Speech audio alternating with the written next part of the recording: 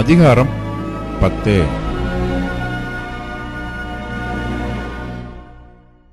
ஆகாபுக்கு சமாரியாவிலே 70 குமாரர் இருந்தபடியினால் யெகூ சமாரியாவில் இருக்கிற இஸ்ரவேலின் பிரபுக்களாகிய மூப்பரிடத்துக்கும் ஆகாபுடைய பிள்ளைகளை வளர்க்கிறவர்களிடத்துக்கும் நிருபங்களை எழுதி அனுப்பினான்.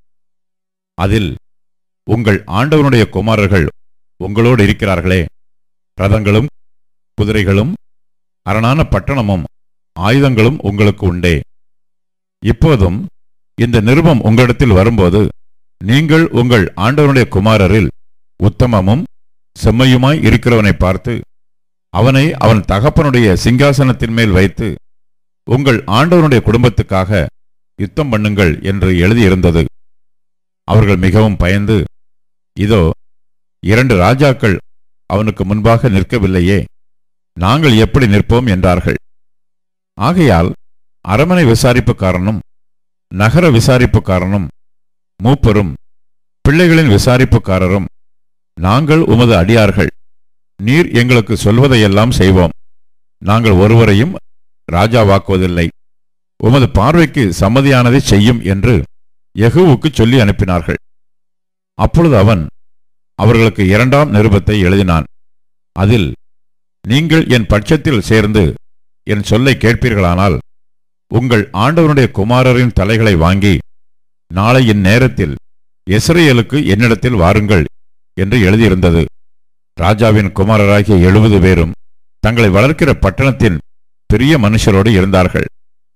இந்த நிருபம் அவர்களிடத்தில் வந்தபோது அவர்கள் ராஜாவின் குமாரராகிய 70 பேரையும் பிடித்து வெட்டி அவர்கள் தலைகளை கூடைகளில் வைத்து இஸ்ரவேலில் இருக்கிற அவனிடத்திற்கு அனுப்பினார்கள்.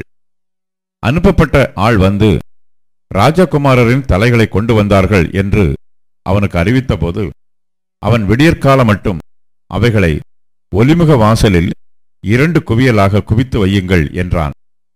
மறுநாள் காலமே அவன் வெளியே வந்து நின்று சகல ஜனங்களையும் நோக்கி, நீங்கள் நீதிமான்கள் அல்லவா? இதோ, நான் என் ஆண்டவனுக்கு விரோதமாக கட்டுப்பாடு பண்ணி அவனை கொன்று போட்டேனே, ஆனாலும் இவர்கள் எல்லாரையும் கொன்றவன் யார்? ஆதலால் கர்த்தர் ஆகாபின் குடும்பத்தாருக்கு விரோதமாகச் சொன்ன கர்த்தருடைய வார்த்தைகளில் ஒன்றும் தரையிலே விழவில்லை என்பதை அறிந்து கொள்ளுங்கள். கர்த்தர் தம்முடைய ஊழியக்காரனாகிய எலியாவைக் கொண்டு சொன்னதைச் செய்தார் என்றான். இஸ்ரவேலிலும் ஆகாபின் குடும்பத்தாரில் மீதியான யாவரையும், அவனுக்கு இருந்த எல்லா மந்திரிகளையும், அவனைச் சேர்ந்த மனுஷரையும், அவனுடைய ஆசாரியர்களையும், அவனுக்கு ஒருவரையும் மீதியாக வைக்காதபடிக்கு யெகூ கொன்று போட்டான். பின்பு அவன் எழுந்து சமாரியாவுக்கு போக புறப்பட்டான். வழியிலே அவன் ஆட்டுமயிர் கத்தரிக்கிற மேய்ப்பரின் ஊர் இருக்கும் இடத்திற்கு வந்தபோது, யூதாவின் ராஜாவாகிய அகசியாவின் சகோதரரை அங்கே கண்டு, நீங்கள் யார் என்று கேட்டான். அவர்கள், நாங்கள் அகசியாவின் சகோதரர், நாங்கள் ராஜாவின் பிள்ளைகளையும் ராஜஸ்திரியின் பிள்ளைகளையும் வினவுகிறதற்கு போகிறோம் என்றார்கள். அப்பொழுது அவன், இவர்களை உயிரோடே பிடியுங்கள் என்றான். அவர்களை உயிரோடே பிடித்து 42 பேர்களாகிய அவர்களை ஆட்டுமயிர் கத்தரிக்கிற துறவண்டையிலே வெட்டி போட்டார்கள். அவர்களில் ஒருவனையும் அவன் மீதியாக விடவில்லை. அவன் அவ்விடம் விட்டு புறப்பட்ட போது தனக்கு எதிர்ப்பட்ட ரேகாபின் குமாரனாகிய யோனதாபை சந்தித்து அவனை உபசரித்து, என் இருதயம் உன் இருதயத்தோட செம்மையாய் இருக்கிறது போல உன் இருதயமும் செம்மையாய் இருக்கிறதா என்று கேட்டான். அதற்கு யோனதாப், அப்படியே இருக்கிறது என்றான். அப்படி இருக்கிறதானால் உன் கையைத்தா என்று சொன்னான். அவன் தன் கையை கொடுத்தபோது அவனை தன்னிடத்தில் ரதத்தின் மேல் ஏறி வரச் சொல்லி, நீ என்னோடே கூட வந்து கர்த்தருக்காக எனக்கு இருக்கிற பக்தி வைராக்கியத்தை பார் என்றான். அப்படியே இவனை அவன் ரதத்தின் மேல் ஏற்றினார்கள். அவன் சமாரியாவுக்கு வந்தபோது கர்த்தர் எலியாவோடே சொன்ன வார்த்தையின்படியே சமாரியாவில் ஆகாபுக்கு மீதியான யாவரையும் அழித்து தீருமளவும் சங்காரம் செய்தான். பின்பு யெகூ ஜனங்களையெல்லாம் கூட்டி அவர்களை நோக்கி, ஆகாப் பாகாலை சேவித்தது கொஞ்சம், யெகூ அவனை சேவிப்பது மிகுதி. இப்போதும் பாகாலின் சகல தீர்க்கதரிசிகளையும் அவனுடைய சகல பணிவிடைக்காரரையும் அவனுடைய சகல ஆசாரியரையும் என்னிடத்தில் அழைப்பியுங்கள். ஒருவனும் குறையலாகாது. நான் பாகாலுக்கு பெரிய பலியிடப் போகிறேன். வராதவன் எவனோ அவன் உயிரோடு இருப்பதில்லை என்றான். பாகாலின் பணிவிடைக்காரரை அழிக்கும்படி யெகூ இதை தந்திரமாய் செய்தான். பாகாலுக்கு பண்டிகையின் ஆசரிப்பை கூறுங்கள் என்று யெகூ சொன்னான். அப்படியே கூறினார்கள். யெகூ இஸ்ரவேல் தேசமெங்கும் அதை சொல்லி அனுப்பினபடியினால் பாகாலின் பணிவிடைக்காரர் எல்லாரும் வந்தார்கள். வராதவன் ஒருவனும் இல்லை. அவர்கள் பாகாலின் கோவிலுக்குள் பிரவேசித்ததினால் பாகாலின் கோவில் நாற்சாரியம் நிறைந்திருந்தது. அப்பொழுது அவன் வஸ்திரசாலை விசாரிப்புக்காரனை நோக்கி, பாகாலின் பணிவிடைக்காரருக்கெல்லாம் வஸ்திரங்களை எடுத்துக்கொண்டு வா என்றான். அவர்களுக்கு வஸ்திரங்களை எடுத்துக்கொண்டு வந்தான். பின்பு யெகூ ரேகாபின் குமாரனாகிய யோனதாபோடும் கூட பாகாலின் கோவிலுக்குள் பிரவேசித்து பாகாலின் பணிவிடைக்காரரை நோக்கி, பாகாலின் ஊழியக்காரரை அல்லாமல் கர்த்தரின் ஊழியக்காரரில் ஒருவரும் அங்கே உங்களோடு இராதபடிக்கு திட்டமாய் பாருங்கள் என்றான். அவர்கள் பலிகளையும் சர்வாங்க தகனங்களையும் செலுத்த உட்பிரவேசித்த போது யெகூ வெளியிலே 80 பேரை தனக்கு ஆயத்தமாக வைத்து, நான் உங்கள் கையில் ஒப்புவிக்கிற மனுஷரில் ஒருவனை எவன் தப்ப விடுகிறானோ அவனுடைய ஜீவனுக்கு பதிலாக அவனை தப்ப விட்டவனுடைய ஜீவன் ஈடாயிருக்கும் என்றான்.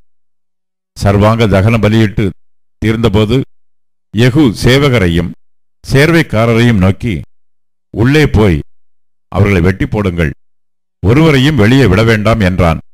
அப்படியே பட்டய கருக்கினால் சேவகரும் சேர்வைக்காரரும் அவர்களை வெட்டி எரிந்து போட்டு பாகால் கோவிலைச் சேர்ந்த ஸ்தலம் எங்கும் போய் பாகால் கோவில் விக்கிரகங்களை வெளியே எடுத்து வந்து அவைகளை தீக்கொளுத்தி பாகாலின் சிலையை தகர்த்து பாகாலின் கோவிலை இடித்து அதை இந்நாள் வரைக்கும் இருக்கிறது போல மலஜலாதி இடமாக்கினார்கள். இப்படியே யெகூ பாகாலை இஸ்ரவேலில் இராதபடிக்கு அழித்து போட்டான். ஆனாலும் பெத்தேலிலும் தானிலும் வைத்த பொற்கன்றுக்குட்டிகளால் இஸ்ரவேலை பாவம் செய்ய பண்ணின நேபாத்தின் குமாரனாகிய யெரொபெயாமின் பாவங்களை யெகூ விட்டு விலகவில்லை. கர்த்தர் யெகூவை நோக்கி, என் பார்வைக்கு செம்மையானதை நீ நன்றாய் செய்து என் இருதயத்தில் இருந்தபடியெல்லாம் ஆகாபின் குடும்பத்துக்கு செய்தபடியினால் உன் குமாரர் இஸ்ரவேலுடைய சிங்காசனத்தின் மேல் 4 தலைமுறையாய் வீற்றிருப்பார்கள் என்றார். ஆனாலும் யெகூ இஸ்ரவேலின் தேவனாகிய கர்த்தரின் நியாயப்பிரமாணத்தின்படி தன் முழு இருதயத்தோடும் நடக்க கவலைப்படவில்லை. இஸ்ரவேலை பாவம் செய்ய பண்ணின யெரொபெயாமின் பாவங்களை விட்டு அவன் விலகவும் இல்லை. அந்நாட்கள் முதல் கர்த்தர் இஸ்ரவேலை குறைந்து போக பண்ணினார். ஆசகேல் அவர்களை இஸ்ரவேலின் எல்லைகளிலெல்லாம் முறியடித்து யோர்தான் துவக்கி கிழக்கிலுள்ள அர்னோன் நதிக்கு சமீபமான ஆரோவேர் முதற்கொண்டிருக்கிற கீலேயாத்திலும் பாசானிலும் உள்ள காதியர், ரூபேனியர், மனாசேயர் இவர்களுடைய தேசமாகிய கீலேயாத் முழுவதையும் முறியடித்தான். யெகூவின் மற்ற வர்த்தமானங்களும் அவன் செய்தவை யாவும் அவனுடைய எல்லா வல்லமையும் இஸ்ரவேல் ராஜாக்களின் நாளாகம புஸ்தகத்தில் அல்லவோ எழுதியிருக்கிறது. யெகூ தன் பிதாக்களுடைய நித்திரையடைந்தபின் அவனை சமாரியாவில் அடக்கம் பண்ணினார்கள். அவன் ஸ்தானத்தில் அவன் குமாரனாகிய யோவாகாஸ் ராஜாவானான். யெகூ சமாரியாவிலே இஸ்ரவேலின் மேல் ராஜ்யபாரம் பண்ணின நாட்கள் 28 வருஷம்.